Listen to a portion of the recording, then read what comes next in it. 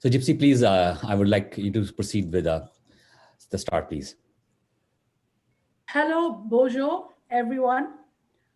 World Multicultural Festival 2020 welcomes you all to join our virtual panel discussion event today. We will be launching our virtual festival today through our panel discussion. Today's topic is systemic racism in a multicultural society.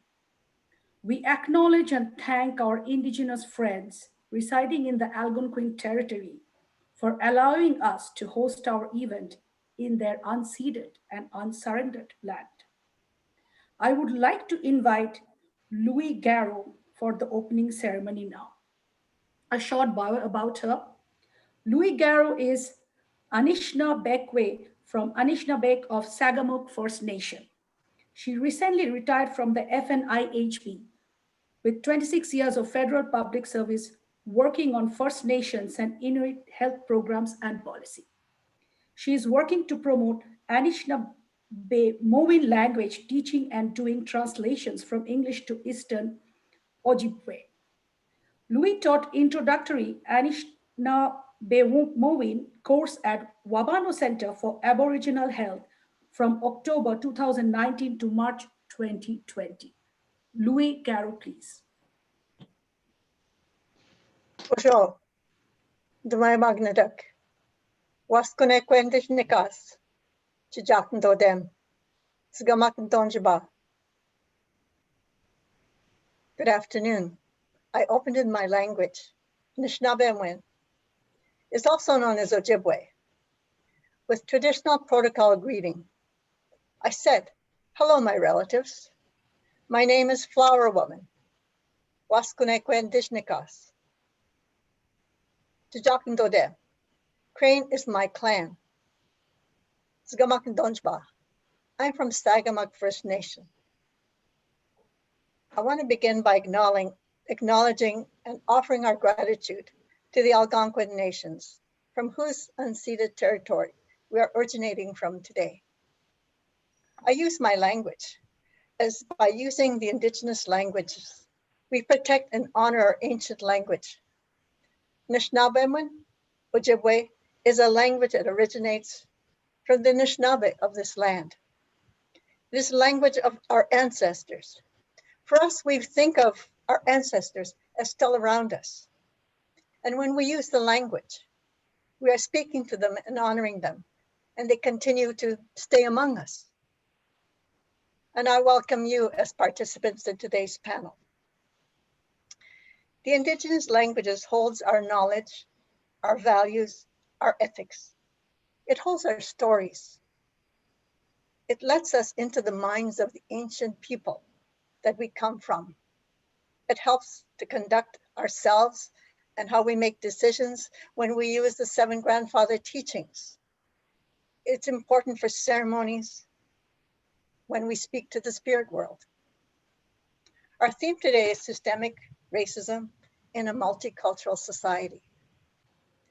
Canada had just concluded a national inquiry on missing and murdered Indigenous women and girls.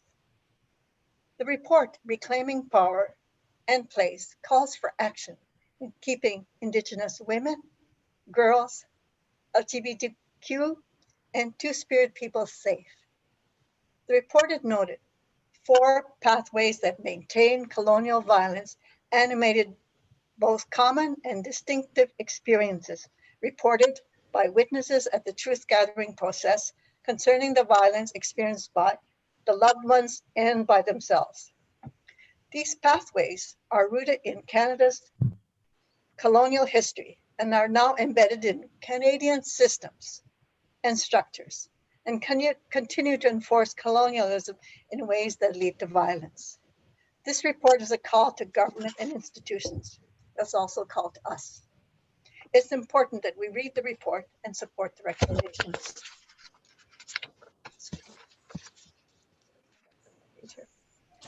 Today in Manawan, an Atikamekw woman, Joyce Echaquan, is being mourned. She died in a brutal death in a hospital at the hands of her caregivers. A brutal death at a hospital. Indigenous people continue to face racism in this country in systems that are meant to protect and take care of them. Joyce Echaquan is a story. It's equal, not the same, but there are many experiences like hers. We have a lot of work to do on this land. For this discussion, I really want to invoke the spirit and work of another wise man, a generous elder. He came from Kitigan-Zibi. His name was William Commanda. Many people in Ottawa called him Grandfather William Commanda. He was an activist for self-government of Indigenous people, but he was also an activist for fairness, for inclusivity, and he led many efforts to include people, to get together and work together. He had a vision for Victoria Island and the sacred grounds on the Ottawa River, that they would be dedicated. That's still not realized, but it's still a vision that many people have in Ottawa. We can learn from the wisdom and the work of Grandfather William Commanda. It is that kind of spirit that I would really like to call upon today as we talk about systemic racism. That we can share our visions, hopes, because our children need hope. And their children will need hope. We have work to do on systemic racism. So let's find a good way to give hope in these times. Thank you. Thank you very much. I would like to invite Mr. Kuku Kocher, our chairperson of the Executive Committee and CEO, us on behalf of the World Multicultural Festival now. Kuku Kocher has been named Ottawa's Outstanding Individual Philanthropist in 2017. This community builder donation, please address us.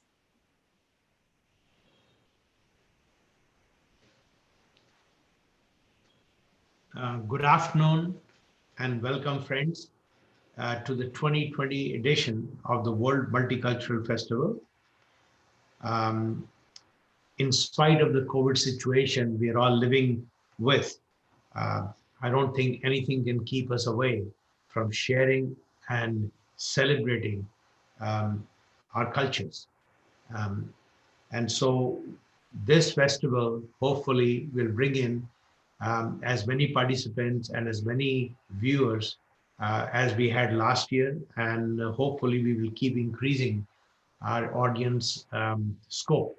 And next year, hopefully again, we will be able to share our festival and our multicultural celebrations all together as we did a year ago.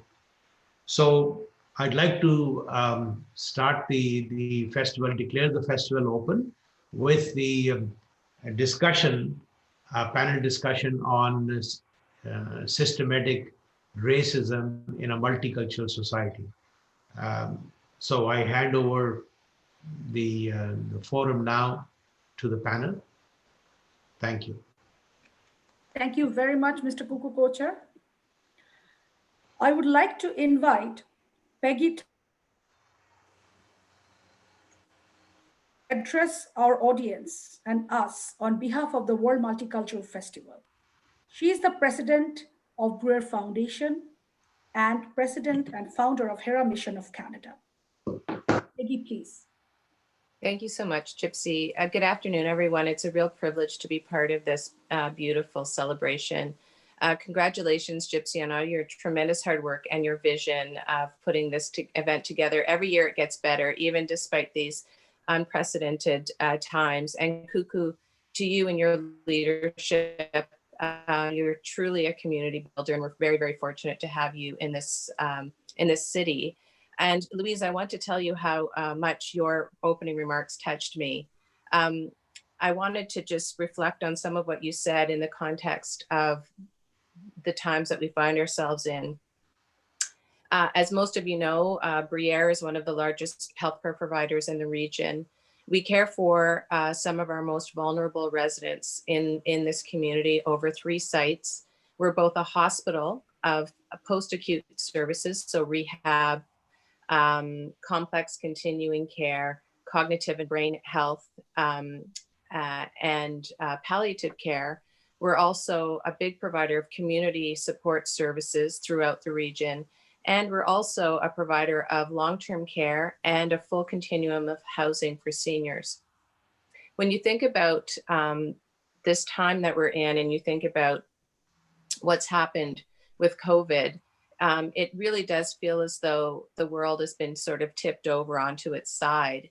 And I think, from an energetic perspective, if you think about, symbolically what this is telling us, is it's telling us it's time for us to recalibrate.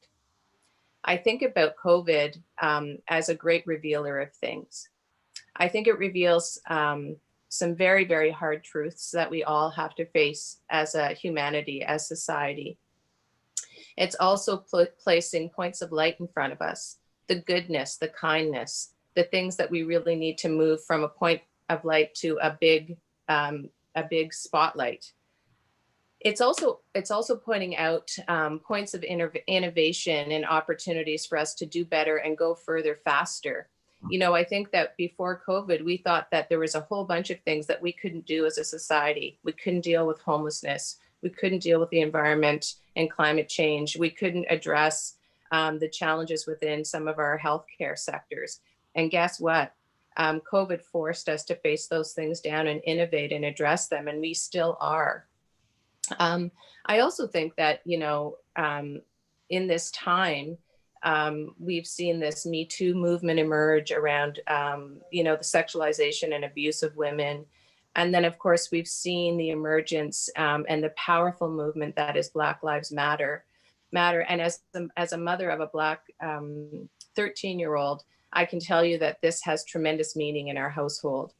Many of you know our journey when we, it was almost 1.5 years in Kenya fighting to become a family. And when we came back to Canada, I knew that we would face racism and judgment and question. What I didn't realize was that within the first 12 hours before my suitcases were unpacked, our story would go viral on some Aryan and white supremacist news channels. And it was quite striking to me how we allow hate to fester. And, that kind of racism, of course, is very in your face. It's very aggressive. It's meant to create a reaction. But there's all kinds of racism that is deeply wired into the fabric of our society, into our institutions, as Louise has so eloquently spoken to. It's the racism that is unconscious to people, the biases that are unconscious to people, the lack of willingness to kind of face our own hard truths down. And so I really think that, opportunities like today where a diverse group of leaders can come together and share their ideas in a safe space and have really difficult conversations about who we truly are at our core and what do we really want to do and what can we do together. Because when we talk about institutions and we talk about government and we talk about society, we're talking about ourselves. And so we need to challenge ourselves to do better, be better to each other, lead with love and compassion, and work towards unity, because nobody else will do it for us. We are in charge of that. We are in charge of that. So I thank you so much for this tremendous opportunity. I do apologize that I can't stay for the panel today, only because Briere, as over 100 facilities in Ottawa we are in outbreak and dealing with some really challenging circumstances. So it's all hands on deck, unfortunately, for us today. So I really do appreciate it. Thank you for giving me the opportunity to bring greetings. Thank you all for your leadership, and I wish you well this afternoon. Thank you so much, Peggy. Thank you. So on behalf of the panel, I would like to hand over the stage to Amandeep Toor, our moderator and MC of the day. We are very sorry as Sarah Onyango has been not able to join us under unavoidable circumstances. So Amandeep will be the moderator of the day and guiding the panelists. Amandeep, please. Thank you, Gypsy. Thanks for handing over the forum. Uh, to start off, I would like to introduce myself. Hello, everyone. My name is Amandeep Tu. It's an honor to be moderating today's panel discussion. Just a little bit of background on myself. I'm a director of operations with the King Trunk Loans and Leasing. I also work full-time with the city of Orwa as well. I look forward to moderating today's discussion on systemic racism in a multicultural society. To start off today's discussion, I will firstly be introducing each panelist. After this, each panelist will proceed with their presentations. I might be throwing in few questions after each presentation. To all panelists, please be time cautious as we have 10 panelists who will be addressing questions from our viewers as well. To start off, I would like to start introducing all the panelists in a chronological manner, the way they will be presenting. So to start off with the first panelist, her name is Carmen Chaman. She's a multilingual with a background in human resources. She has worked for NGOs, federal government, and volunteered in numerous multicultural organizations throughout the city, such as IWSO, Compact, Malog, and most recently, she has worked as a career strategist for internationally trained women professionals. Topic she is going to talk today is systemic racism in a multicultural society. Welcome, Carmen. And our second panelist, her name is Trina Constantini Powell. Trina, she's a National Congress Italian Canadians. She's the president for National Congress Italian Canadians, my apologies. And the topic she's going to cover today is multiculturalism in a historical context. And as Peggy has already left, so she is no more in the panel discussion, but I would like to thank you, Peggy, for joining us for the opening ceremony. And our third panelist, Carmel Whittle.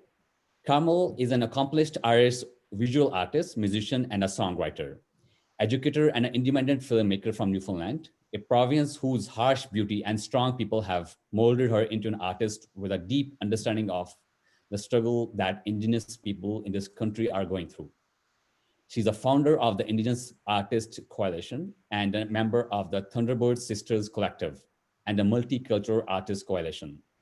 A recent community project includes the No Border Art Festival, developed, co-directed, and co-curated with the Indigenous and Multicultural Artists Coalition in collaboration with the community partners. The topic she's going to cover today is Indigenous and the non-Indigenous communities building relationships through understanding and working together to build a strong pro-diversity platform moving forward. Welcome, Carmel.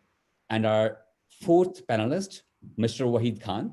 Wahid Khan is the president for the Community for Visible Minorities, also known as CFVM. He is also the director of the Public Service of Canada and the co-champion of respectful workplaces and mental health. Topic he is going to cover today, do they reflect Canada's diversity? Welcome, Mr. Wahid. And our fifth panelist, he doesn't need much introduction. He's very well known in the community, Mr. Ralston King. Mr. Ralston King is a counselor for Ward 13, Rideau Rockcliffe, Ottawa. He is the first Black Canadian counselor to serve in the city of Ottawa. He holds a degree in journalism with concentration in legal studies, as well as master's in communication from Carleton University. Topic he's going to cover today is anti-racism initiatives at the city of Ottawa. Welcome, Mr. Ralston. And our sixth panelist, Dr. Gautam Ghosh. Dr. Ghosh is an author of Police Accountability. By profession, he's an advocate and educationist, as well as chairman for Dr. BGM Trust. He's also an advisor for International Human Rights Foundation. His topic today is police accountability. Welcome, Dr. Ghosh. And our seventh panelist, he's also very well known in our community. He's an active member of our community. Doesn't need much of an introduction, Mr. Diljit Nirman. Mr. Diljit is a barrister by profession, and he's an active member with the Ottawa Police Service Board The topic he's going to cover today, systemic racism, discrimination, and bias initiatives in Ottawa Police Services. Welcome, Mr. Daljit. And our eighth panelist, Dr. Faisal Shahab. Dr. Shahab is currently teaching as a professor at Algonquin College. He holds a doctoral degree in management from University of Phoenix on virtual learning. He is the CEO and co-founder of NCADE Corporation, where a team of experts develop new business management systems for administering the next generation of virtual workforce. Dr. Shahab is also an author of his book, Generation Virtual, highlights the past 15 years of his research and findings. The topic today he's going to cover, enterprise system and proactive measures to prevent systemic racism. And our ninth panelist, Mr. Raven Jang. Raven Jang is the co-founder and CEO of Motion Pay Technology Incorporated, which is the Ottawa-based company. For his achievements in business and community engagements, he is the 2017 recipient of the Immigrant Entrepreneur Award. The topic today he is going to cover, Chinese Canadians' experience with racism during COVID-19 pandemic. Welcome, Mr. Jang. And our last panelist, Dr. Rajesh Shukla. First of all, I would like to thank him for contributing his expertise and time in organizing the panel discussion. Dr. Shukla is an associate professor and the director of the School of Public Ethics, Social Justice, and Public Services at St. Paul University, Ottawa. The topic today he is going to cover is systemic discrimination and ethical equity. So, not wasting much of the time, I would like to request Ms. Charman to please proceed with her topic. Carmen, please proceed. Carmen, you have to unmute yourself, please.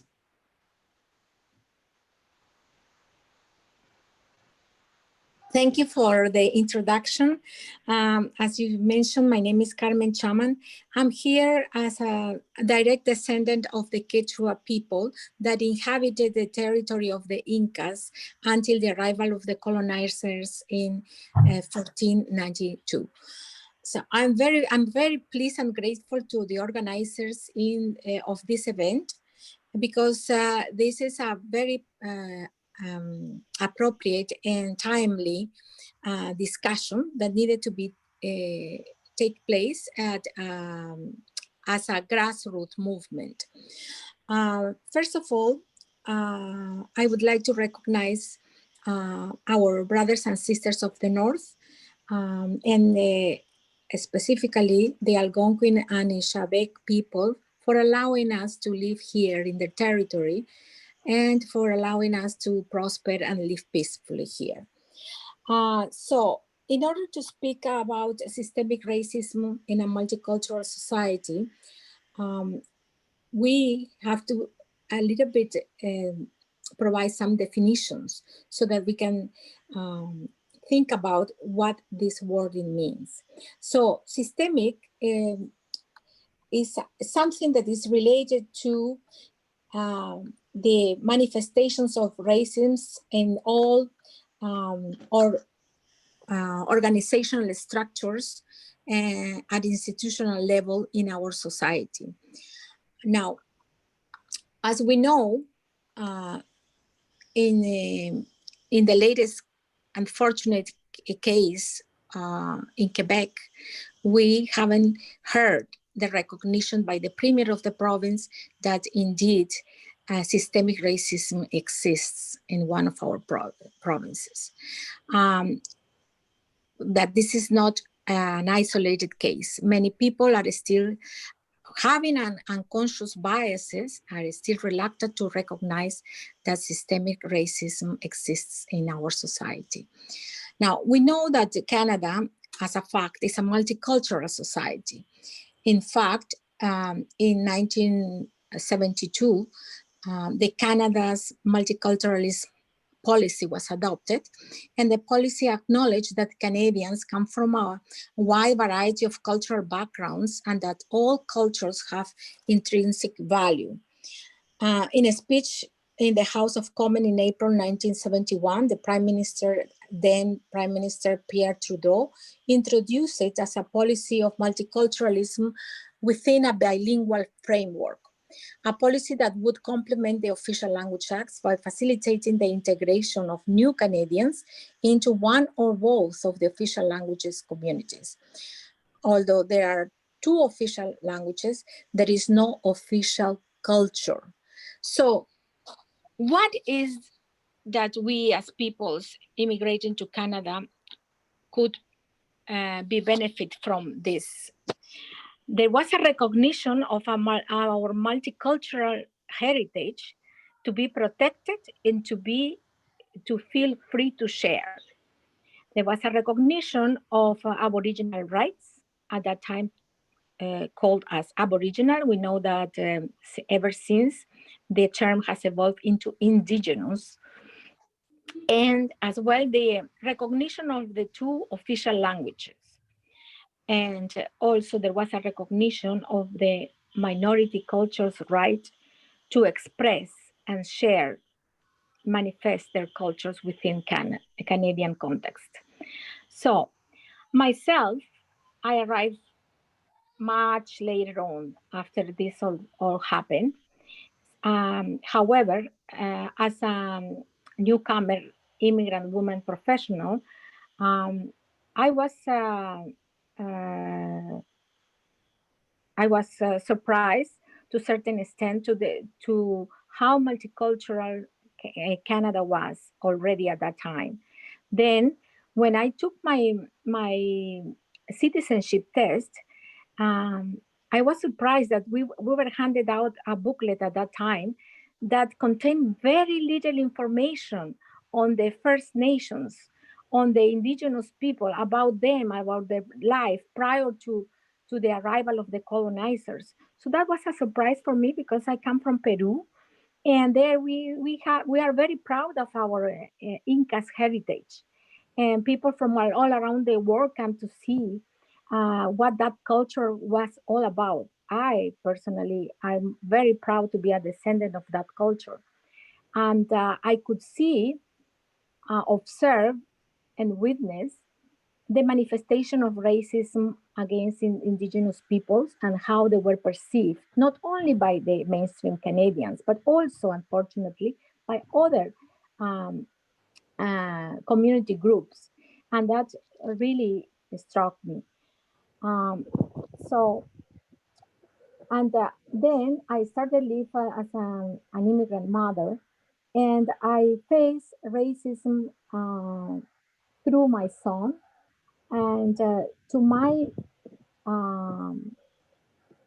astonishment, in one circumstances at the school, my son was confused with an Indigenous child, an Indigenous teenager, because he obviously had some features that make them look like one.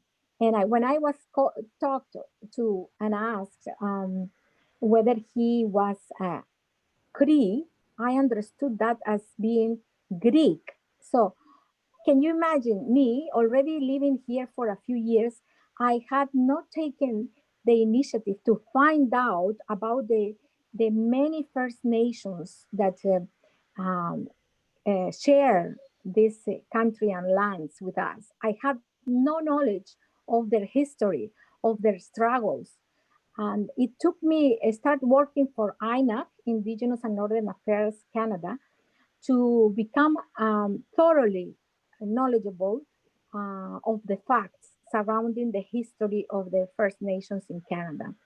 And it touched very close to home when my own son was confused with one of those children who many of them or their ancestors had gone through the residential school's history. All of this to say that I cannot close with one finger the sun's light. And I must also recognize that I come from a multicultural society, from Mexico to the Patagonia in Argentina. Latin American countries are multicultural. And we also experience racism. And Carmen, I'm going to interrupt you over there. I think we really like the topic actually. So I'm going to throw a question on you, and then I will give you 30 seconds to answer my question.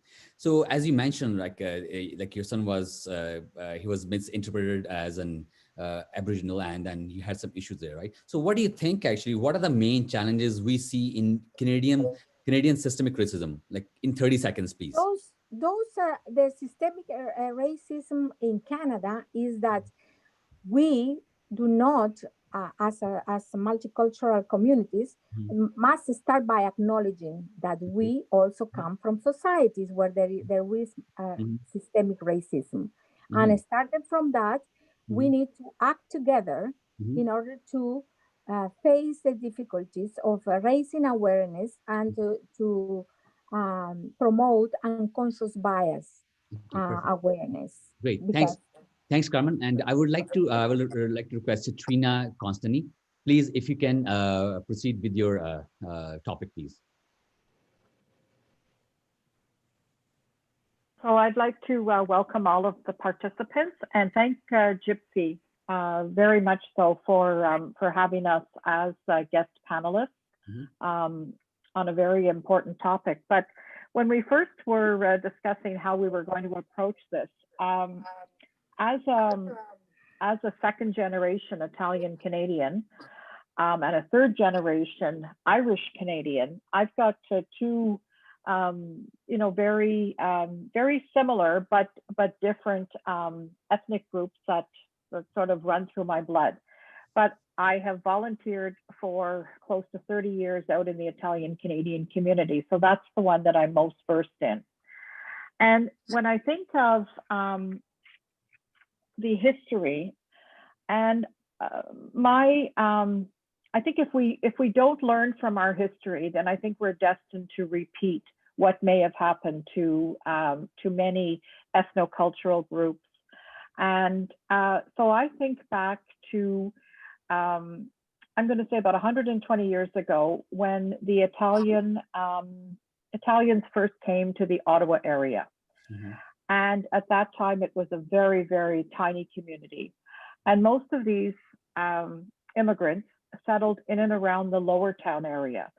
So that perhaps would be not so much maybe in Councillor King's area, but around probably Councillor Fleury's area.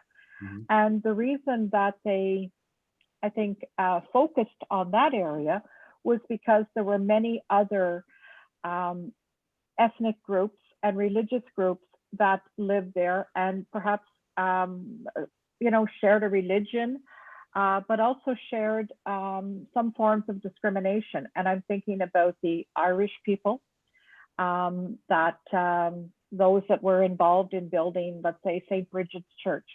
I'm thinking of the Jewish community that had quite a large component of Jewish immigrants who had come over from either Russia or Poland and had settled there because they were all new to a city that was really a very established city in terms of, and I'll use the term, a very WASP city, a white Anglo-Saxon Protestant community made up of bankers and businessmen. And so these new immigrant groups felt very, very, very inferior to the original settlers of Ottawa. And so they all gathered together. So they would share food, they would share religion, the Irish and the Italians with their Catholicism, which at times was very, very much against the grain. So when the Italian community grew up in Lower Town, and because religion was such an important part of their culture, they felt that they had to build a small church. And so the first Italian church was on Murray Street. And so there were many Italian immigrants that went there every Sunday. And these would be the people that would have the stalls in the market, the fruit peddlers, the stores on the market, the Sassos, which is where you'll find La Bottega de Castro today. And these were, people rallied around each other because they acted as a support group. But then as the community grew larger, they needed a larger space. So they all sort of emigrated up towards the Little Italy area as we know today. But while these people were trying to form a community, and they were part of a very multicultural community up in this new Little Italy area, a community that was made up of Ukrainians and Germans and French Canadians, they all sort of helped each other, and they all shared many similarities, and they all worked together. So there was some discrimination against Italian Canadians, maybe because some of their skin was a little bit darker. And so these people were called, and please forgive me if this offends anybody, but they were called wops, or they were called dagos, or spaghetti eaters. So very similar terms that, today we have comparable terms that are as derogatory. And so these communities felt an affinity for each other. The Italian Canadians, when my grandparents came in 1913 from Italy, as I say, it was a very small community, but their children, and on my father's side, all of his siblings were all born here in Canada. They all tended to marry outside of the Italian culture. Nobody, with the exception of one of my aunts, married somebody of Italian heritage. My mother is Irish, and everybody else married Irish or German or Ukrainian, and that was a very, very common denominator as well. Today, you have about 1.6 million Canadians that identify as having some Italian heritage. Within Ottawa, there's close to 53,000. And these people are now, third, fourth generation, and they have become so amalgamated into Canadian culture that right now there is no real discrimination against the Italian Canadians. You think of somebody like Robert Shirelli, who was former mayor of Ottawa and former regional chair of Ottawa and cabinet minister in the Ontario government. His parents were immigrants from Italy who worked as miners up in Northern Ontario. And so you do now have Italian Canadians that have occupations in many political fields, head up law firms, large construction companies. I'm sorry, may I request you to hold that thought, and we can explore it during the session. Thank you so much, please. And I would like to request Carmel Whittle, if you can proceed with your presentation, please. Can you unmute, Carmel? Please unmute it, please. Thank you so much. Gypsy, thank you, and all of the organizers for this panel discussion, very important one at this time, at any time, it's important. I'd like to thank the Algonquin people, as I'm a guest on this territory from a different province, Newfoundland and Labrador. I'm Mi'kmaq and Irish, and I wanna focus on what I sent out, which was looking to a better understanding and how we can work together in a stronger way, and how we can build our relationships with each other. And one of the platforms that we've used in Ottawa at the moment is the No Borders Art Festival. For anybody who doesn't know about it, it's worthwhile checking out because what we've done collectively is, and maybe I can present to you that the No Borders Art Festival believes in the process of decolonization and the liberation of knowledge must be a collective action based on respect and solidarity, calling on different disciplines, backgrounds, ages, sex, genders, identities, ethnics, abilities, incomes, nationhood, nationalities to come together to celebrate. I think celebration is significant when we're talking about the relationships that we are constantly attempting to build. on a land and a territory that has a very long history. And part of that history has been colonization. I want to go back to for a moment to the multicultural policy that was developed in the 70s. It's really interesting because you will find in the First Nations, Métis, and Inuit communities that there has always been an issue with that policy. Sometimes it's not sort of brought to light, but ultimately, you know, the communities that I work with, the indigenous people that I work with in community, and the multicultural communities, and what I've discovered through doing No Borders Art Festival was that there were so many of us that wanted to connect with each other.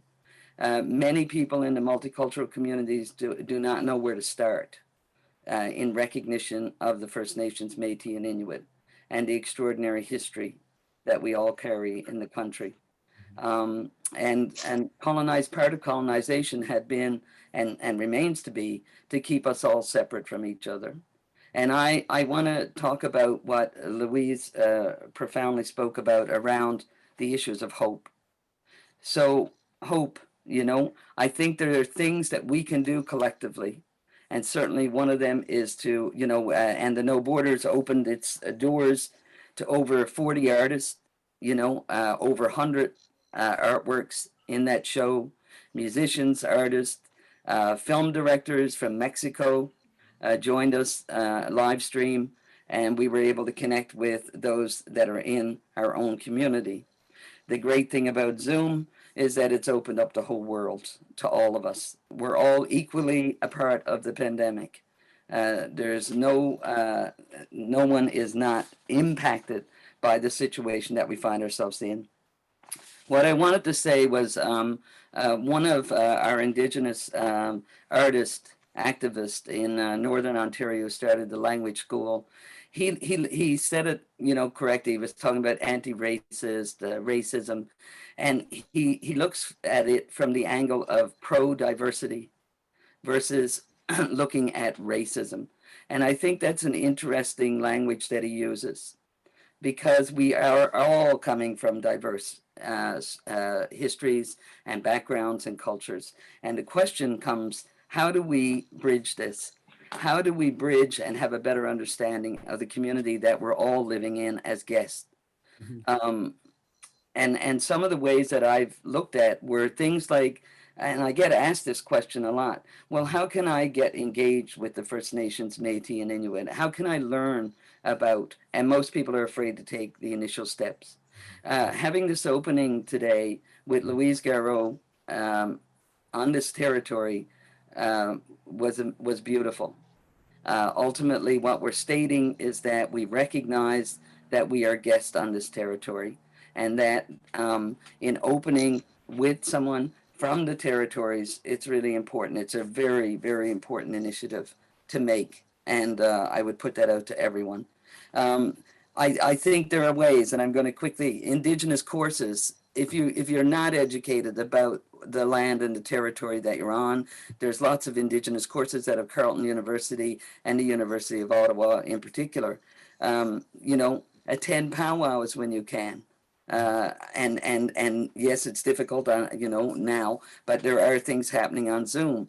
You know, read the TRC, Truth and Reconciliation recommendations, and really take something up yourselves and realize that that is a great way to initiate some kind of support in the community. So I see you pointing on my time's almost up. No, Trevor, I just very interesting conversation. I would like to ask you a question, actually, since you said the Indigenous community integrating with our other communities and knowing more about them, right? So do you folks are the reserves or the communities have our open house sessions where the people can come in on a particular day, know about your culture, and connect with the people and see how they live and what is their culture? If you can answer that in quick 30 seconds, I would appreciate it. Okay, I will attempt. We are beginning these relationships with each other. There are people now in the multicultural community are coming to me and others who are saying exactly what you're saying. The issue always is we need the space to create these environments in so that we share equally and we are able to come together and create a dynamic relationship, because we recognize that everybody has their story. Everybody is coming from their cultures. And so the question is, and my emphasis always around First Nations, Métis, and Inuit in the country, and that's why No Borders is headed up for the majority of our event with those people in mind. So there's places to learn, and we've got to come together and create a committee so that I think these things can happen more readily, and get more information about the Indigenous groups that we are around. Great, Carmel. I think we have to talk more about that in the near future. Thank you. Thank you. And I will request Mr. Wahid Khan, please, if you can proceed with your topic. Thank you very much. I'd like to, first of all, start with acknowledging that we are on the Anishinaabe First Nations unceded territory, and really appreciate the opportunity. Also wanted to thank the organizers, both Dr. Ghosh and Mrs. Ghosh, and Amandeep as well, and Tejpal, like awesome opportunity. When I said I will do a presentation or speak about something, my experience is, you are invited to a panel, they give you 30 minutes to speak, then of course more people come, and then you get 2 minutes to speak. So I said, I'm going to pick a subject that I can perhaps address in 10 seconds. And that would be, our public institutions, do they reflect Canada's diversity? No. But I have more time, so I'm going to go through my presentation. Let me try to share my screen with you. I have a presentation that I can go to. And by way of my introduction that was done, thank you very much. That was very kind. I'm on the board of directors of the Professional Institute of the Public Service of Canada. And that means I have an angle on the public service. So why I'm speaking on the public service, and I'm also president of the Community of Federal Visible Minorities, which is also why I'm going to focus on the visible minorities portion of that. So if you would permit me, that's going to be my focus today. Thank you. Right, so let's see if I can make this work, then that will be good. Do you see it? Yeah, it's good. Thank you very much. So that is my subject. I have a few slides I want to show you just so you can draw your own conclusion, whether you, all the diversity of Canada, do you see yourself in the public institutions? And I'll also then speak about why it's important that our public institutions reflect the face of Canada. So here is my first slide, just on visible minorities, if people are in doubt. This is a term in the Canadian legislation. A visible minority is defined by the Government of Canada as persons other than Aboriginal peoples who are non-Caucasian in race or non-white in color. When I came to Canada, I didn't know I was going to become a visible minority. Honestly, I thought I was going to become a Canadian. And lo and behold, now the law tells us that you are part of the visible minority. So there it is. And how many of them? Over 7 million Canadians identified as member of a visible minority group in 2016 census, accounting for 22.3% of the total population. So it's a significant number of people. But I always use the term visible minorities or invisible minorities, because you will see in the next slides where we are. And this has been, there's a growing trend. So if you look at 2011 survey, visible minorities in this country were 19.1%. So you can see that it's over 2 point something, almost 3%, the increase in the survey. That means the next survey, 2021, I think we could easily say that now we are probably around 25%. So that's just my projection. Here are some of our institutions, and I'm not going to spend a lot of time, but I just wanted to show you. So here is the composition of our Supreme Court of Canada. So you can look to see, are visible minorities around 25%? Do you see yourself in this institution? And of course, these are great people, but this is the angle that I have today. There are 9 officers of the Parliament. today in Canada, and you can see if you represent, do you represent about 25% or not? I'll let you draw the conclusion. Here are Canadian Armed Forces. Do you see yourself represented or not? I'll leave you there. This is all public information that I'm sharing with you. There's a Bank of Canada, and you can see that there are the senior officers of the Bank of Canada. And again, I guess my question is, do you see as visible minorities that we are represented or not? Lastly, and that's where my focus is now going to be, is the deputy ministers, because in the federal government, the deputy ministers are the real leaders of the public service. And they can drive a change, they can implement the Government of Canada's policies. We have seen good progress, no doubt, in the past, let's say, 10 years. Our parliament is fairly well represented now. We have seen a lot more increase there of all demographics of Canada. Whether you talk about women, I know you will remember that people were saying, oh, it is going to take 50 years for women to be properly represented in parliament because there's nobody who chooses them. They have to go fight elections and then they have to be elected. Now we have seen that, yes, that can be done. The deputy minister community, the leadership, you will see that it is not really representative of Canadian demographics. We're still a long way.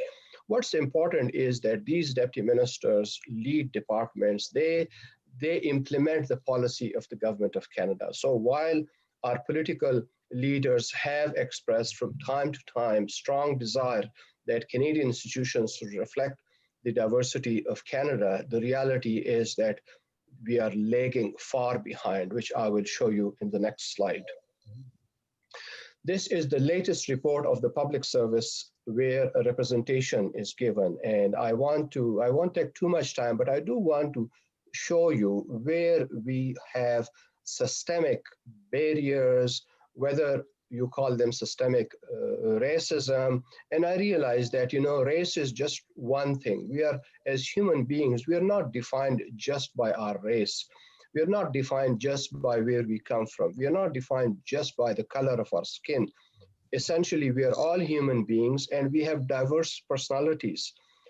We have different faiths. We have all sorts of things, but it is how do we, as a multicultural society, how do we accommodate as well as not only accommodate, but also take advantage of the diverse talents that our people have.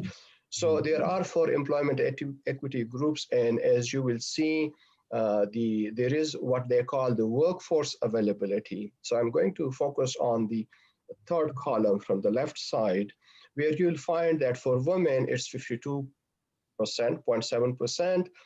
The labor market availability is 48.2%.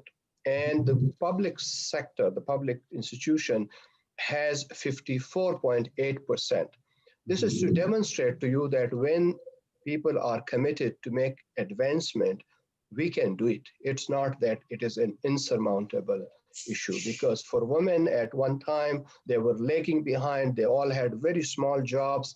It was a big issue, but Canada has made tremendous progress. And then, our labor market availability being 48%, we still have the workforce availability 52%. So that's about 4% higher.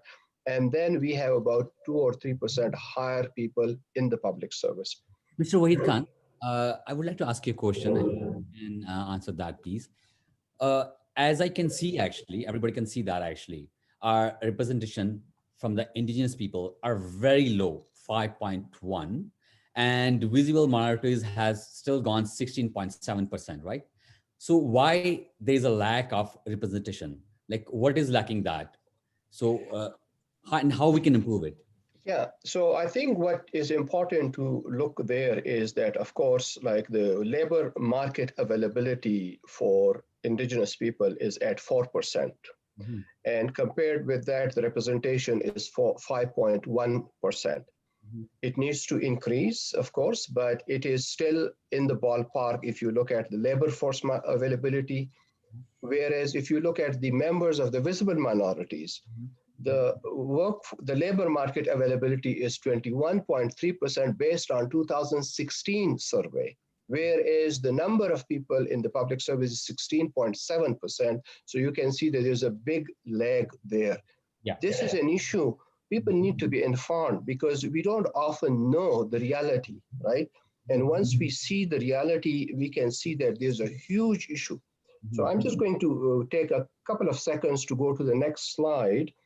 That what can we do? I think for all of us, when we engage with our political leaders, I have a couple of suggestions, which is that give each department its 2020 goals, not 2016 goals, and 2030 projections, and require the deputy ministers to account for that. And just one, I know if people want to say, what can I do? You know, people will often come to say, yeah, we want to study, we want to understand what is that I can do.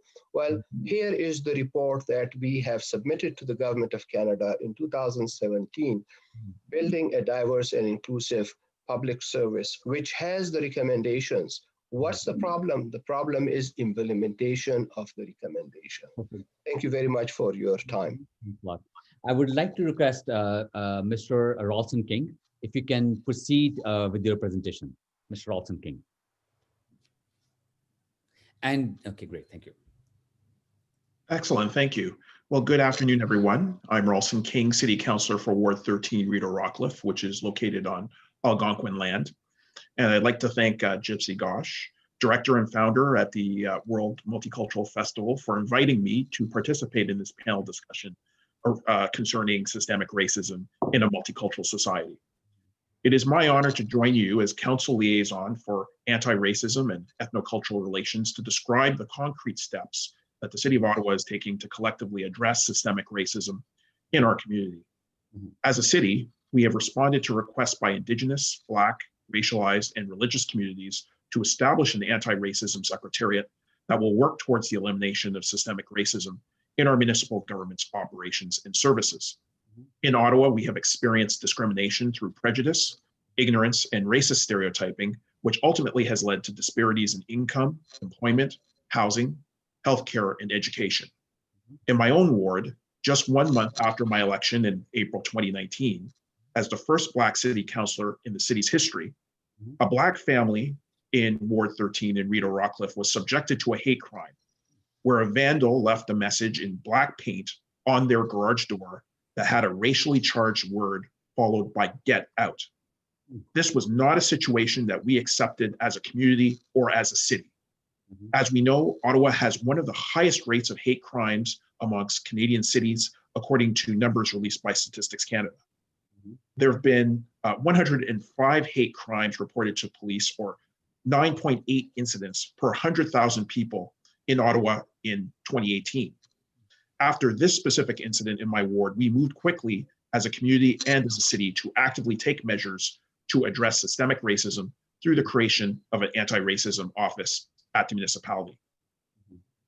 In the city's 2020 budget, Council committed funding for my proposal for the development of an anti-racism office, a corporate anti-racism strategy, and also recently hired Yusra Osman, a full-time anti-racism specialist. I'm proud that Mayor Watson and my council colleagues wholeheartedly embraced the creation of this new policy unit and position. The creation of an anti-racism secretariat in Ottawa will target systemic racism by building an anti-racism approach into the way our city government develops policies, makes decisions, evaluates programs, and monitors outcomes.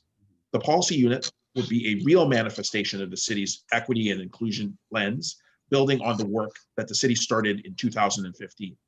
The Secretariat, as proposed, will seek to identify and eliminate systemic barriers for racialized people by addressing employment equity. As we know, the City of Ottawa's workforce of 17,000 people does not reflect the 25% of people in Ottawa who are racialized, particularly city staff, upper management, and the leadership decision-making level. Equity in governance. The city's commissions, agencies, and boards have a direct impact on the decisions on the lives of residents and should proportionately reflect Ottawa's population. Housing. Immigrants struggle with housing affordability due to long housing registry wait times. The city must invest more in housing and eliminate discrimination in housing policies. Economic development. The city should provide equitable economic opportunities through social procurement and community benefit programs that promote economic inclusion for all of its residents. Health outcomes. While physical and sexual health are important focuses, racialized communities are specifically requesting more mental health supports. And youth development. A 21st century economy requires more educational and recreational opportunities to ensure young people prosper, especially in economically marginalized communities. These 6 pillars will be the major areas of focus for consultation and action planning that will be scheduled for this November with the wider community. The Anti-Racism Office will also launch a public engagement survey to continue to refine the Secretariat's priorities. The office will also host a city staff learning event on applying gender and race lenses to data this month. As you can see, much has occurred over the last year and a half, including the creation of a new gender and race equity, inclusion, Indigenous relations, and social development service at the city to fulfill council's commitment to women and gender equity, anti-racism, Indigenous reconciliation, diversity and inclusion, which was announced by city staff just last week and will provide logistical support to the new racism office, to the new anti-racism office.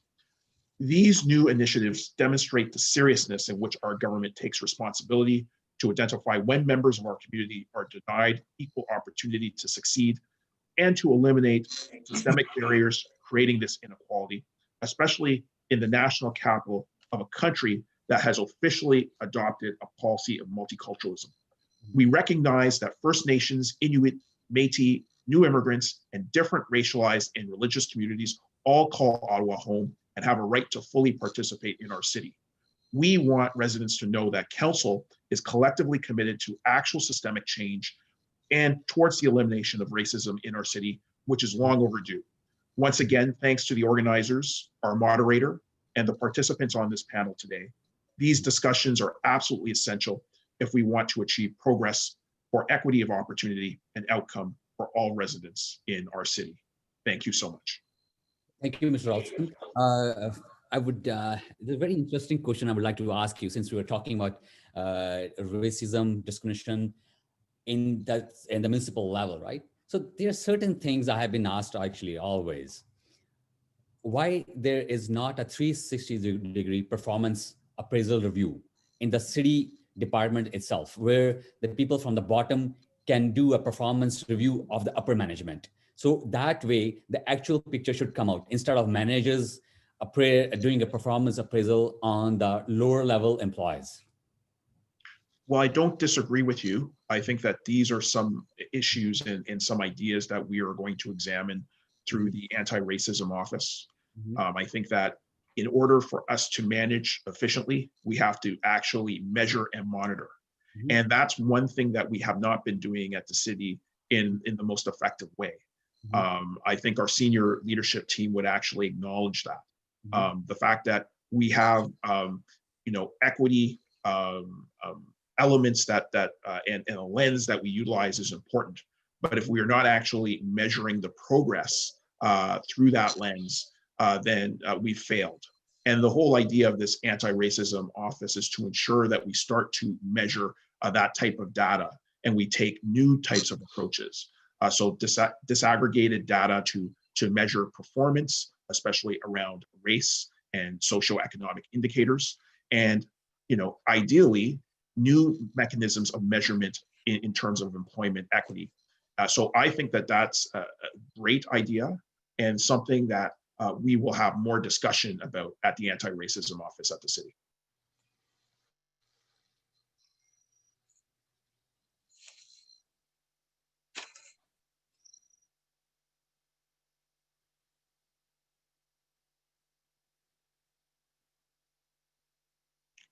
And I don't know if we lost Mr. Tor there. Because we lost the organizer. Yeah, hi, can you hear me now? Yes. Okay, perfect. Sorry, I think I'm now taking a different screen because my internet connection got disconnected there. Okay, thank you, Mr. Olson. Thanks for your answer. And I would like to request Dr. Gautam Ghosh, please, if you can proceed with your presentation.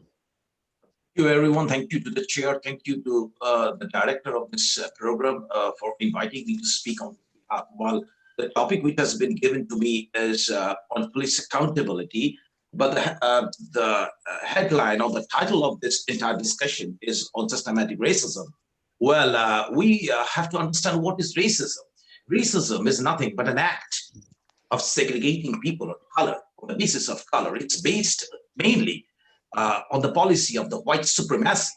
But there is another thing which we have to understand while we have to understand the meaning, the application of this term of racism. It's now has become a policy of a group, pit religion against religion, race against, for getting the benefits out of it. It's very difficult to remove racism from a society like this. It's a process of marginalization of the people. It's a preconceived notion which is deeply within a section of people to do it, to continue this movement of racism for their own benefit. Racism, I believe that it's more severe than this COVID. It's a disease. It's a disease within the institution. It's a disease within the mindset of the people.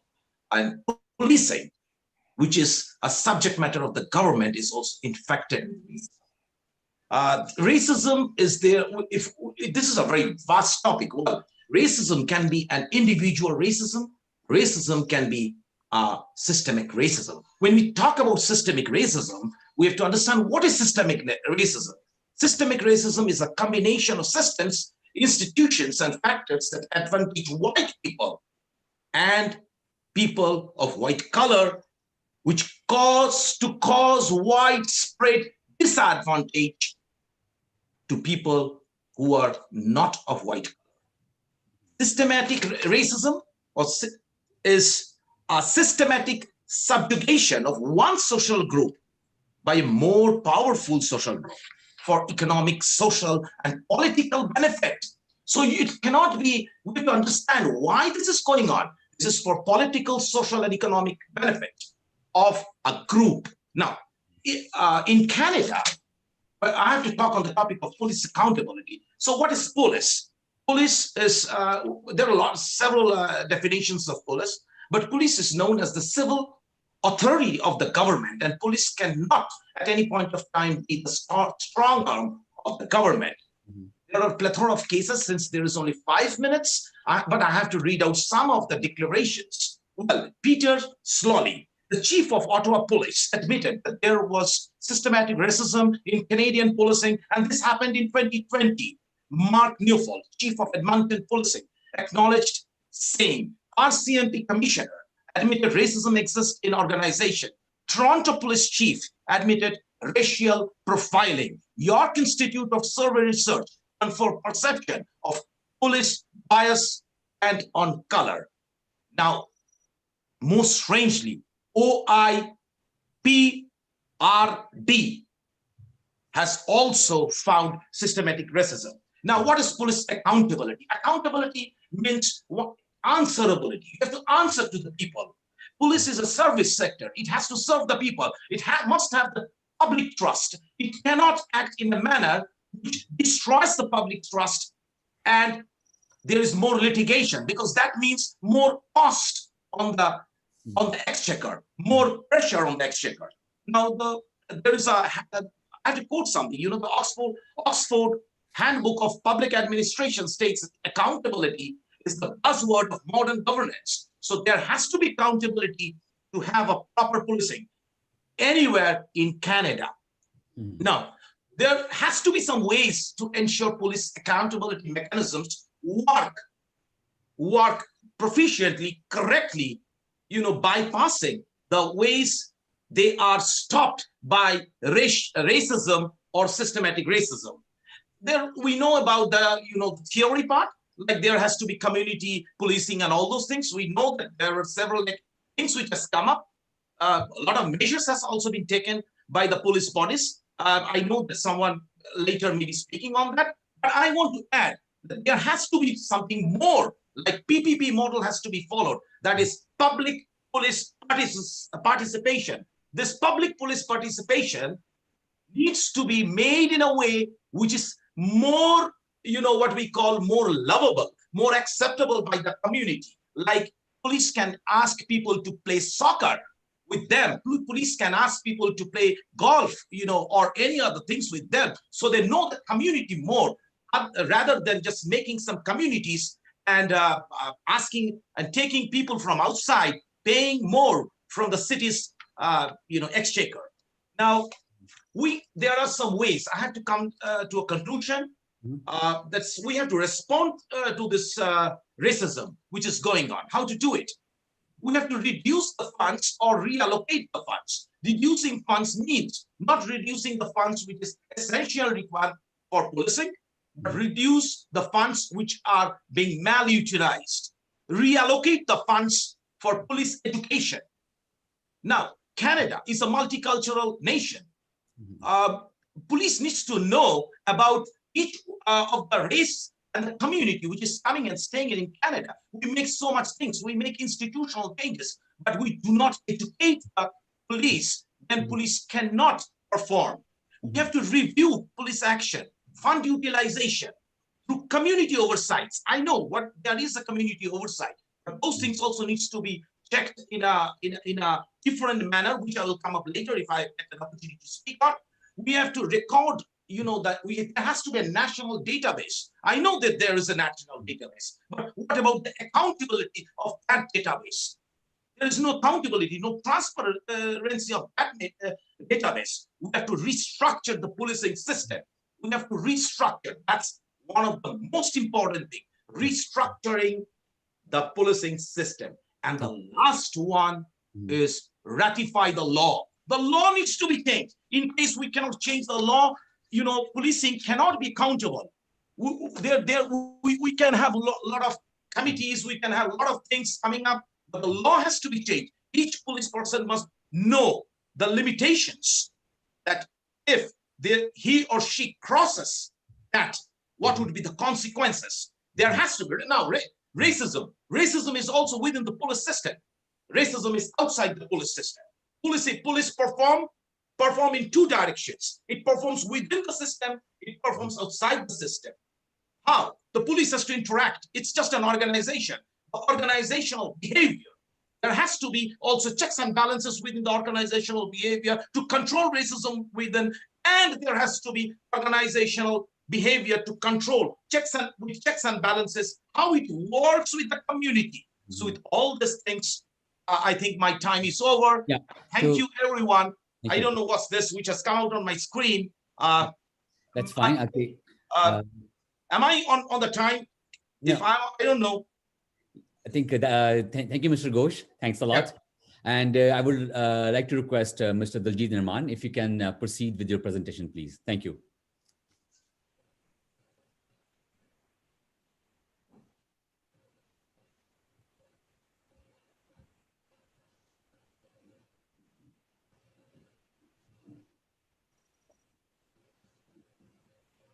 Mr. Daljit, are you going to unmute your, please, if you can unmute it. Yeah, I did that. Sorry.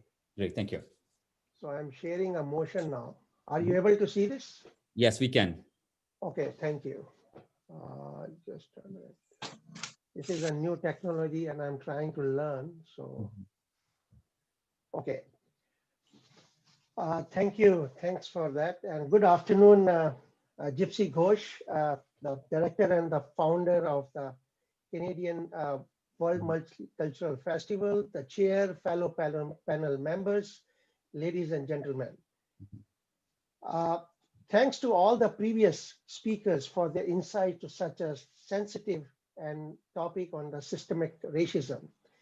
And I thank you again for your time to affording me the opportunity to speak on this vital subject on systemic racism, which I have lived, experienced, and practiced for over 30 years.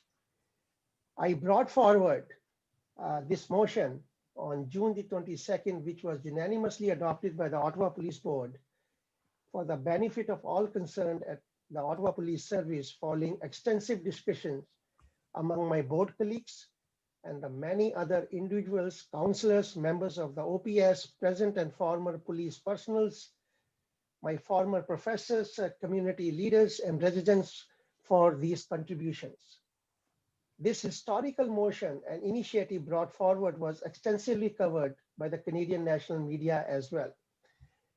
And you will see here, these are the recommendations I made, and I am taking you directly first to the recommendation number 5th. The 5th recommendation to the motion that is designed to formally link the efforts of the board and the OPS with the city's anti-racism secretariat and the new role given to my fellow panelist, Councillor Russell King, as a liaison for anti-racism and ethno-cultural relations. I believe that this strengthens the entire motion and ensures that the OPS considers the leading anti-racism practices identified by the Secretariat, while at the same time reducing the duplication of efforts.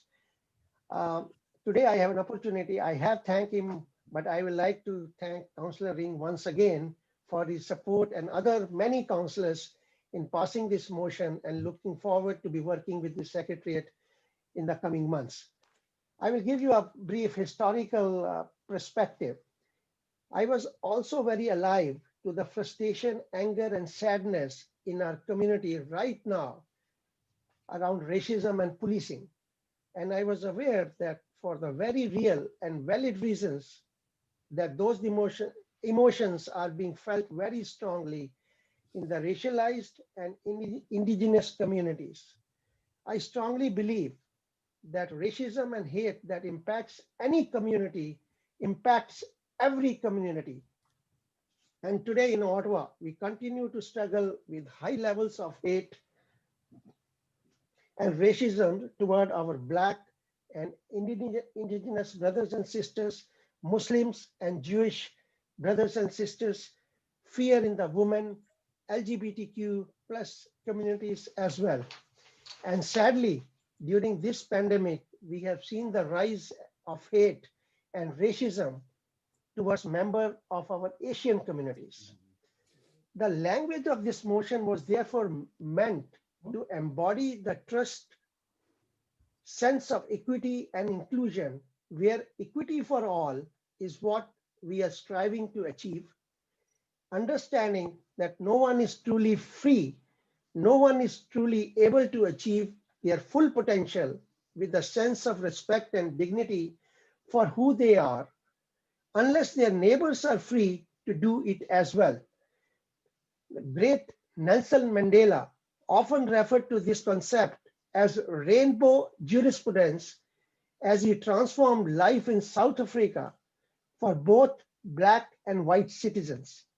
And so again, I do want to highlight the very legitimate and acute concerns of our Black and indigenous communities, given what is happening in Canadian communities and around the world. But I also want to be sensitive to experiences of racism and discrimination for many other individuals in the community, both historically and in the present day. Also, in the words of our Right Honorable Prime Minister Justin Trudeau, that systematic racism is real, unconscious bias is real, and they happen here in Canada. So finally, I strongly believe that the events here in Canada, USA, and in our own city in the last few months continue to demonstrate the need for real action to combat racism, but also to act in an urgent and on a war footing matter. Finally, I will just briefly comment to Amandeep, who commented and asked a question to Russell King about 360-degree evaluation. I just want to give a brief comment on that, that when this new chief was hired, I was on the interview panel, and I made sure that this 360-degree evaluation is done by the hiring agency, and it was done. Finally, thank you for all your attention, and in particularly to all the organizers of this event. Thanks again. Thank you, Mr. Diljit Rahman. Thanks a lot. Mr. Diljit, I have a quick question actually for you. So we are talking about systemic racism, discrimination, and when we see this thing happening in the leadership roles, for example, now what is happening at the Aurora Police right now, the association, the president or chief is going against the chief of police actually openly. So how does that reflect to the community actually? And can that be rectified, or is there any policies where we can rectify and where people can see, okay, this is not Your voice is breaking.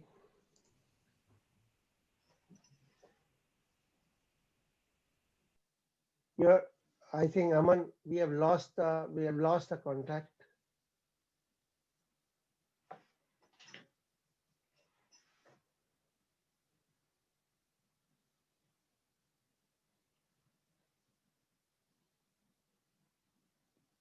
So Daljit ji, I had agreed to help out Aman in such circumstances. So why not you proceed?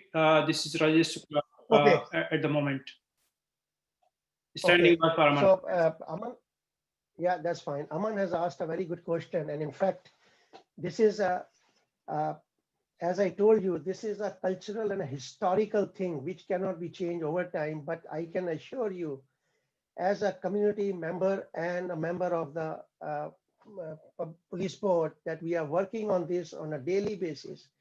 And just to back you up, that we created an EDI, full audit was done on equity, diversity, and inclusion. And very recently, given those aspects, we have also formed a high-powered committee for which the board nominated me as one of the members of the Sexual Violence and Harassment Committee. And that report is expected in the next few months.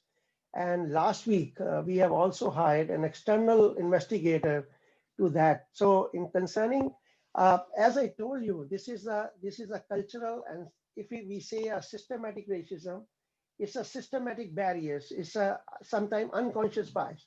So it takes time. It won't be done over time, but I can assure you that we all are working, and above all, the chief slowly is on board with us. We are extending full support to him, and he is an agent of change, and that is the reason he was hired to the Ottawa Police. And it was very vocal and public that everybody should be expecting a change, and the status quo anymore will be accepted. Thank you very much. So I guess given that Aman is still offline, probably. Dr. Shukla, I have a question for Daljit ji. Sure, go ahead. Right. Well, Daljit ji, namaskar. That's the way to just greet you. Sat Sri Akal is another way, because we have to be multicultural. That's the theme of this entirety. Now, the important thing which I need to ask you is, I think you are aware of the demography of Ottawa. Go ahead with the question first. Okay, so if you are aware with the demography of Ottawa, so can you just tell me what is the percentage of people who are, there are two parts of this question, who are coming from different communities, and number two, who can be, asked as a community, people who are not whites. I do not use the term black because I do not colorize in that aspect, right? Now, I don't understand your question completely. You are asking for the demography of the entire Ottawa. Then I think Councillor King will be the right person to answer that. And Councillor King, are you there? Yes. So in terms of the most latest statistics, approximately 25% of the population in Ottawa would be described as racialized. No, I'm not. My question is not racialized. I'm asking, are we aware the number, about the percentage of people, because Canada is welcoming people from all over the world. So many people are coming, So are we having some sort of statistics with the city as well as with the police about white people and the non-white people, number one. Number two, the people coming from different nations, like some people may, or from different continents. Let's not speak about nations, because people from Africa can come, people from Asia can also come. Is there any statistics for that? Well, we draw upon multiple statistics. One of the key things that we are, actively engaged with the province is ensuring that we continue to build a better disaggregated data. So one of the challenges that we have is a lot of this data is not broken out, and a lot of the data is not actually applied. So we are actually, as part of it, we are actually working. You're working on it. Now, that's right. The subsection of this question is, it goes to Daljit Nirbar. Since the city is working on it, being yourself in the police board, the police has to work with the city. Are you aware of the situation? Yes, we are. And in fact, I invite you to this February, when the EDI action plan, and it is available on the Ottawa Police website, which is called the Equity, Diversity and Inclusion Report, exactly. which has made 10 recommendations, and it has all the information and also the statistics. Statistics is not a problem. Definitely the Ottawa Police Service has that facts and figures. And if you wish, I can ask and I can provide you that. Thank you so much. Thank you. Now that was the only answer which I required for asking you the actual question. Now, is Ottawa Police, when they have made it the EDI, and they are aware of the situation, as you told, represent themselves in the police force accordingly? Like, say, for instance, there is maybe 13% of the people are coming from Africa. So is the police force having at least 13% of their personnel Africans? Dr. Ghosh, that is a very relevant question, but maybe we get through the presenters, and if you could hold your thought, then we can explore. Thank you, Dr. Rajesh Shukla. Just a yes or no from Daljit. Just a yes or no. Okay. No, hang on. Let me first correct you, and I have to be on the record that I am the one of the member of the board, and I cannot speak on behalf of the board. So let me be very clear on that. Here, whatever I am expressing. No, let me finish. Dr. Ghosh, let me finish. Sure. Whatever I am presenting here or speaking, those are my personal views, not on behalf of the board. What you are asking is the policy of the board. I will reserve my comments.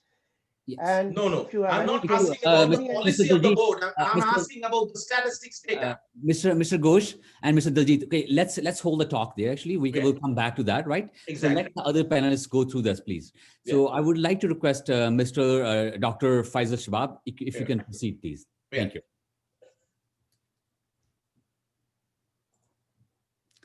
Dr. Faisal. Yeah, good afternoon, everyone, and I would say Assalamu alaikum. So first of all, I would like to thank you and Gypsy Ghosh for the invite, and I'm very honored to be here. But most importantly, I would like to thank the indigenous people in Algonquin College to host us in their land. And in my culture, as a guest, the first thing we have a saying is, as a guest, you need to respect the host. So I say thank you so much, and I appreciate this. You're hosting us here, and be honored to be in there. So I'd like to take this angle a little bit different from my back, because of my background of where I came in. I came from a process management and change management process type of thing, from an enterprise architecture or from enterprise change.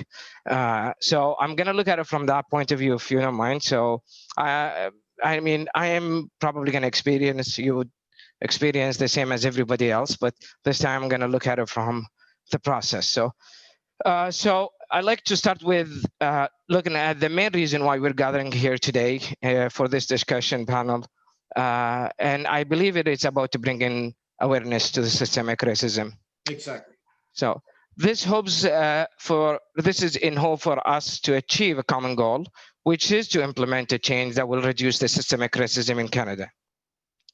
So before we discuss how we are going to achieve this common goal, we need to understand the change process that is required to implement change, and especially to understand where are we today and in the process and where we need to go next. So it's like asking the GPS to navigate to a destination. First, GPS is used to identify your current location. Then ask where you go, where you want to go. Finally, route you to and suggest a routing to take you to that desired destination.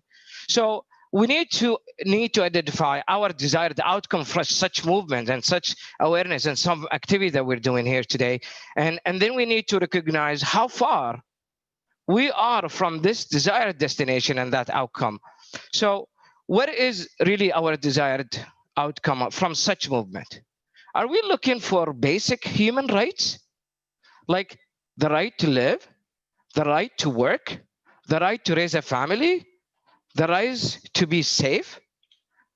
Or are we looking for equality rights, the right to earn the same income as other gender or race, the right to be recognized and promoted equally like others, or the right to be treated in the same way as everyone, even if someone made a mistake?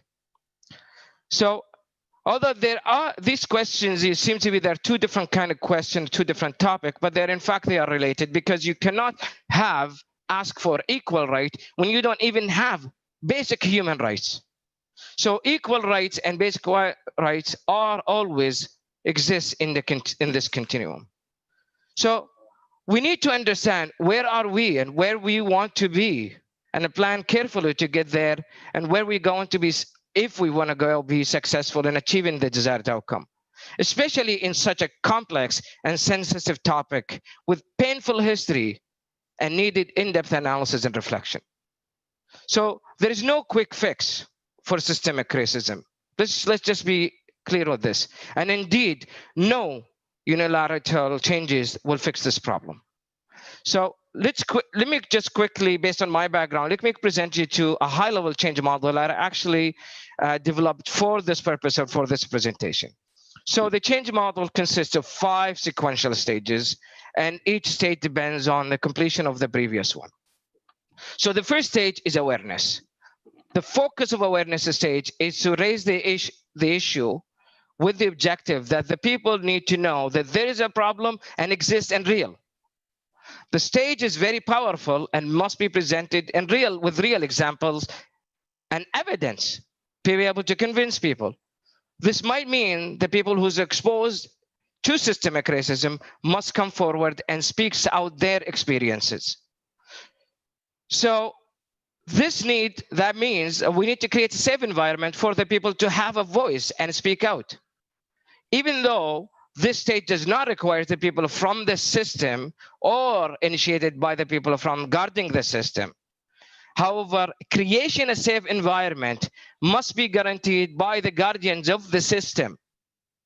One important thing is, how can you guarantee a safety of the victim when the safety provider is the victimizer? So the second stage is acknowledgement. The stage is related to the people acknowledging, and I know Carmen has mentioned this, and everybody has mentioned this, is acknowledgement, especially when she said even some of the city leaders didn't even acknowledge there is systemic racism. So you can't even move forward without this. So acknowledgement that there is a problem. It's nothing less. Let's just acknowledge there's a problem. It does not mean that they do a thing about it. It's just we stage on this acknowledgement. So if awareness was not targeted to achieve the acknowledgement, then awareness effort will be a waste of time. Or I mean that we need to do more of that. But eventually we need to exit out of this phase, and we need to actually start working on acknowledgement and actually trying to deal with the problem. So what do you think the third stage would be? If we don't move to the next stage, nothing will happen. The next stage is acceptance. There is a problem and there's people accept it. It means that people not only acknowledge that there's a problem, but also accepted and agreed there is a need to change the system. The state does not assume that the people will start to plan and implement the change, but it is merely state that they are accepting there is a need for change.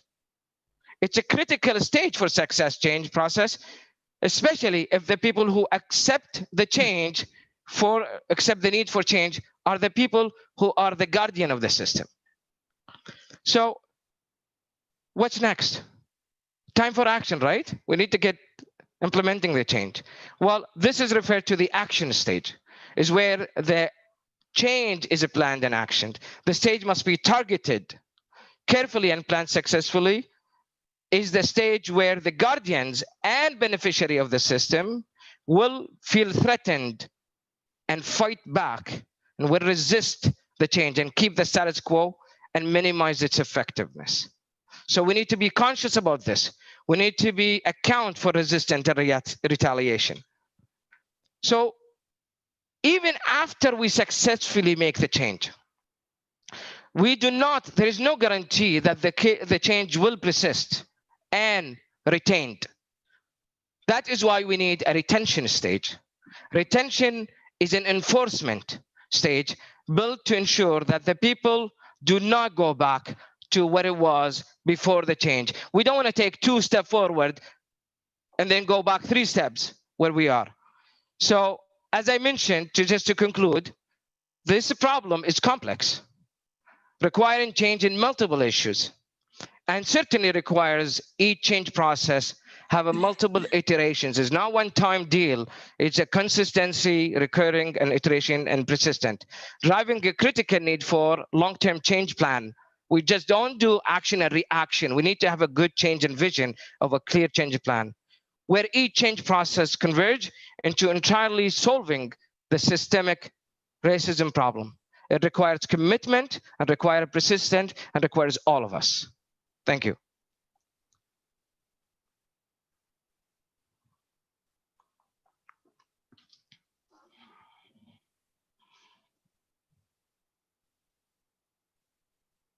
Guess did we lose Amandeep?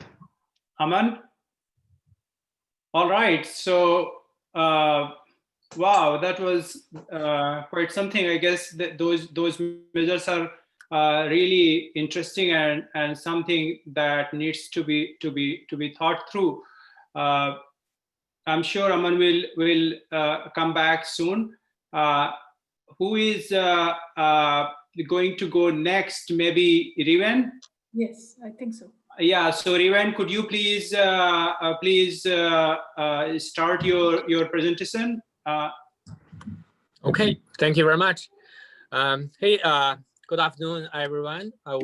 First, I would like to thank Gypsy and the organizer to have me here. This is a great opportunity to speak up for my community. My name is Riven Zhang. I run business in my community. Also, I'm a board director of 2 organizations, Ottawa Chinese Community Center and also Hong Kong Canada Business Associations. I have many experience in the community, and I know a lot problems around racism, and I would like to bring some information here. I immigrated to Canada 20 years ago. I really enjoy the life here, work really hard, and learn the culture as other Canadians. However, since I landed this country, there's always racism problems and never stop at public areas, workplace, and the internet as well. Since COVID-19 outbreak in China late last year, we have found rising problem inside our society. What we call it also shadow pandemic. It's really serious problem. I would like to share some data with you guys and bring the awareness to public. Online survey was conducted by institution and University of Alberta. which reached more than 500 Chinese Canadians, and asked them about their experiences with racism since pandemic began. This survey conducted around June, mid of June this year. In this survey, we get a lot of result. The result is really have the data shows the pandemic, the shadow pandemic is really there, and the rising problem around it. So only 13% of the respondents said they feel others view them as Canadian all the time. So only 13%. For comparison, the same question being asked for other visible minority in Canada 4 years ago, 47% said at all the time they always view someone else and others always view them as Canadian. So 13% compared to 47%. And half of the respondents, they said they reported being called names and is all insulted as a direct result of COVID-19. In the 43% said they have been personally threatened. And more than 60% of those surveyed said they have adjusted their daily routines because of the threat of racial backlash, such go to grocery store and go somewhere because these problems.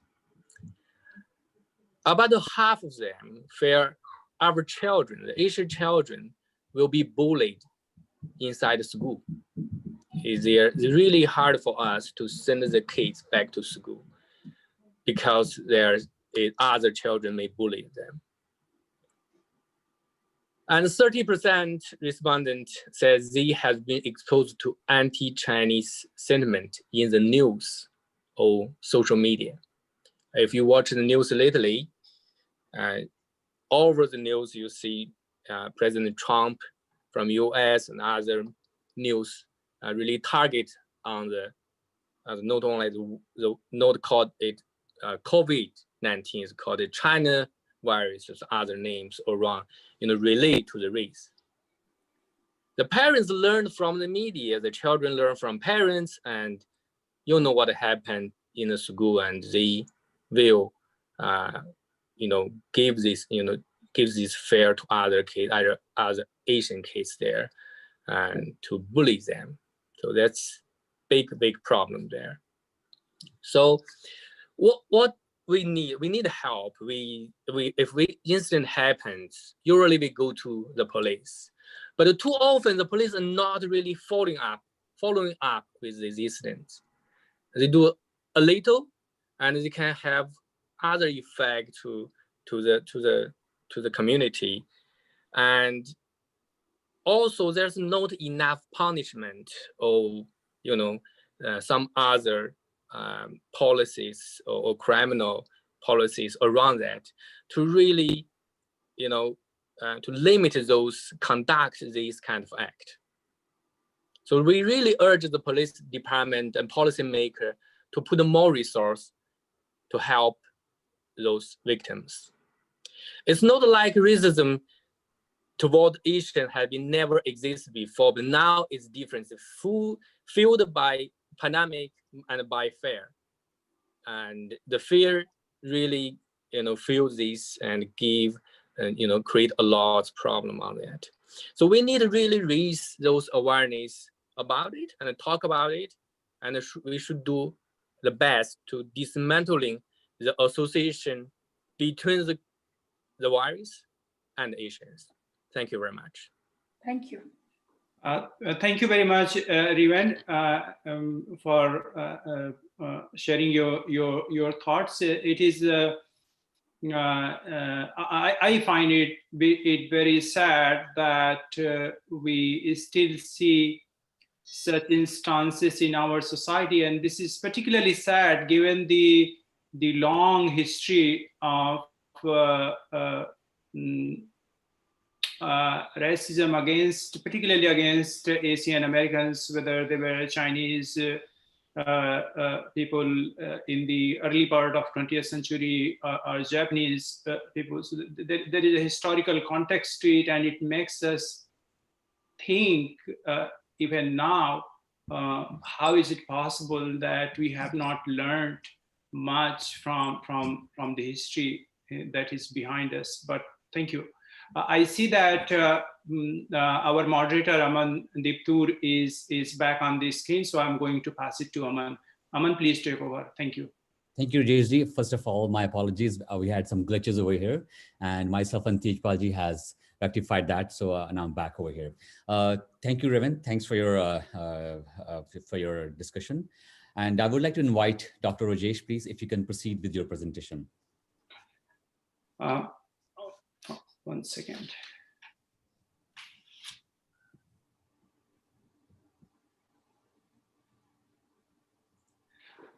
Thank you very much, Aman, and thank you, Gypsy, for inviting me to speak on this important subject matter this afternoon.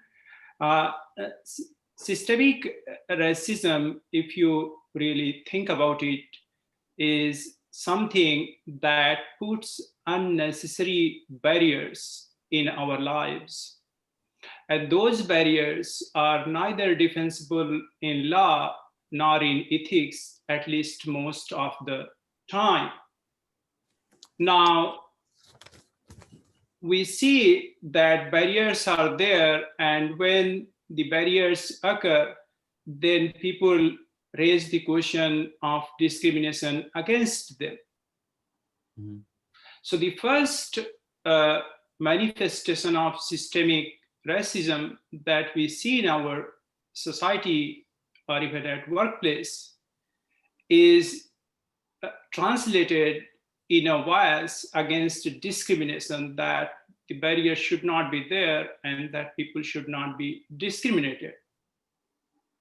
But it becomes particularly challenging in a modern, secular, liberal democracy, also because the discrimination or the claims of discrimination that occur in our social space are colored with skin and ethnicity and the background that different individual possess.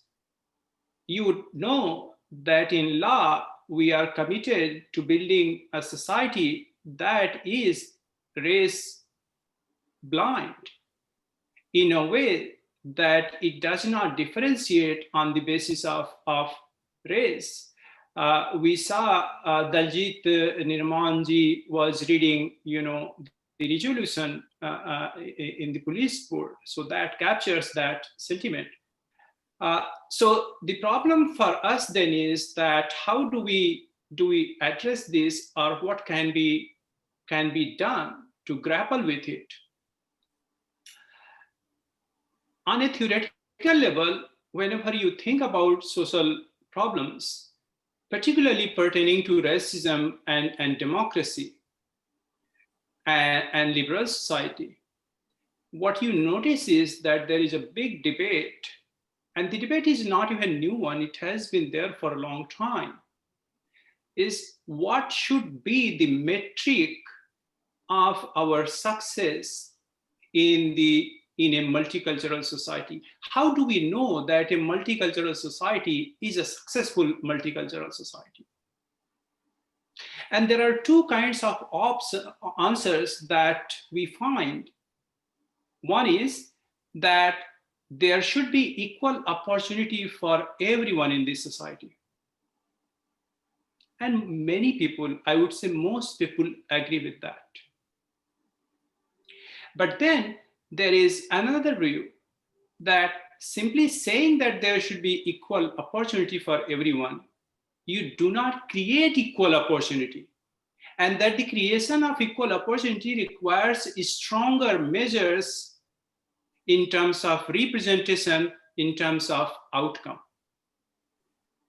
No matter which path you take, you are always going to face challenges because neither of them are flawless. If you go with the equality of opportunity, then systemic barriers can thwart that, can obstruct that. If you prefer the equality of outcome, then you have a moral burden to explain what is the difference between a brown child and a black child or a white child. They are all seeking opportunities in their lives. Then on which basis you are going to differentiate them? And the differentiation becomes even more hard because the goal of the society is to overcome racial discriminations. So we can defend some of that. At least an effort is made sometimes to do that on the basis of affirmative action. And Canada has its own, share of it. The US has tried to do a little bit of it. But the problem is complex one. And we need to find ways to create a society in which we are able to bring people together in the sense of their human potentiality and possibilities. And that can only be done if we run the conversation or dialogue in a multicultural society on humanistic principles. Culture is relevant, but culture is relevant in the sense of human fulfillment. Culture becomes a contentious issue when it is politicized and it takes ethnic and racial color. So I think those are the issues that need to be debated as we go on, and I will be more than happy to engage in a thoughtful exploration of the issue this afternoon. Thank you very much. Thank you.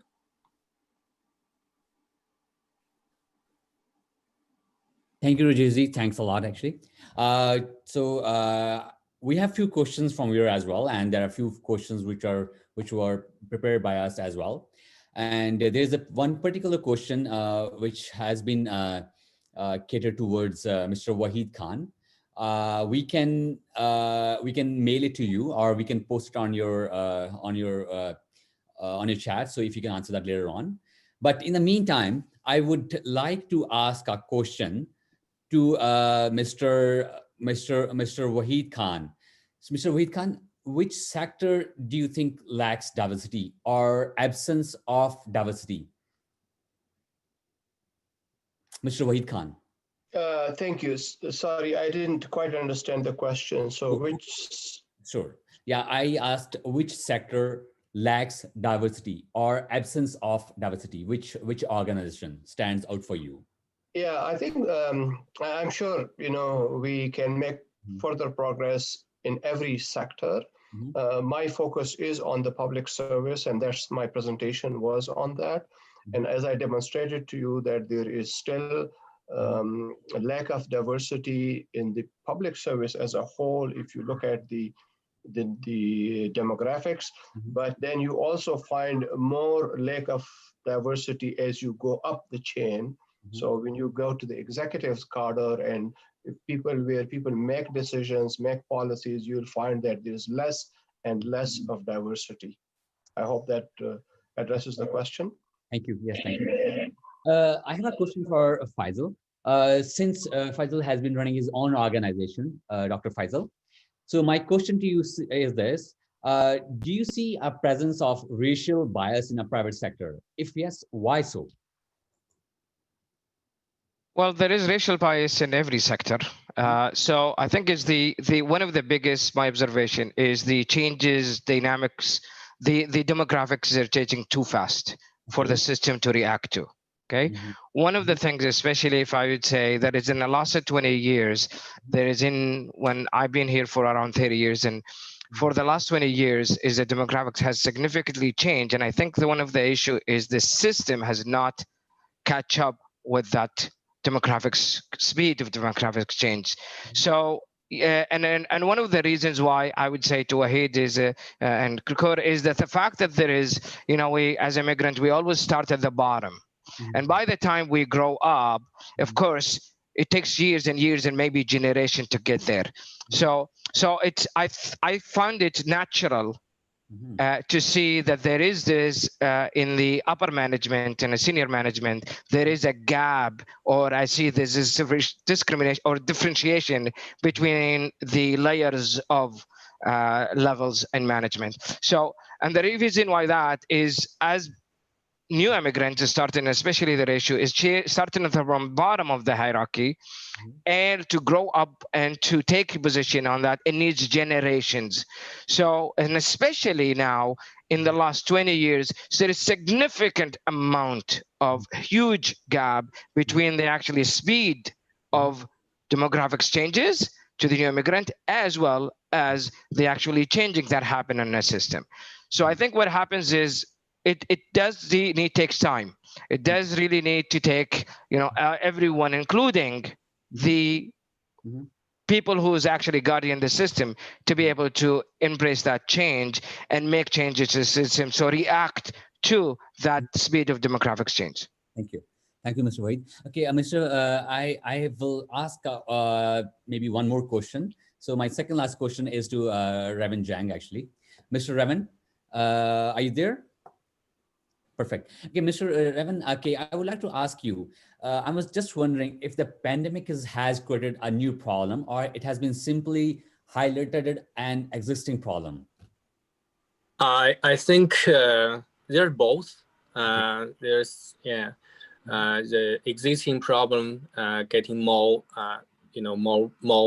frequently, and a new problem also occurred because there's different cases, right? Different target to target the people, and also I think there's most people didn't realize, even they are not Chinese, they are Asian, the Korean, the Japanese, they also been targeted by this kind of pandemic, and they blame them for the problem. So there's new ones, old ones, all there. Yes. Okay, thank you. My last question, and it is I think everybody wanted to ask, and we have even got a request from our viewers as well. So this question is in particularly for Mr. Rolson King. So our viewers would like to know, actually, as we know that visible minorities lack representation in electoral system, right? So being a visible minority yourself, what challenges you have faced, and what advice do you have for the younger who are aspiring to be into a electoral process? Rolson King, please. I would just say briefly that representation obviously matters. We have an anti-racism secretariat because I was around the table.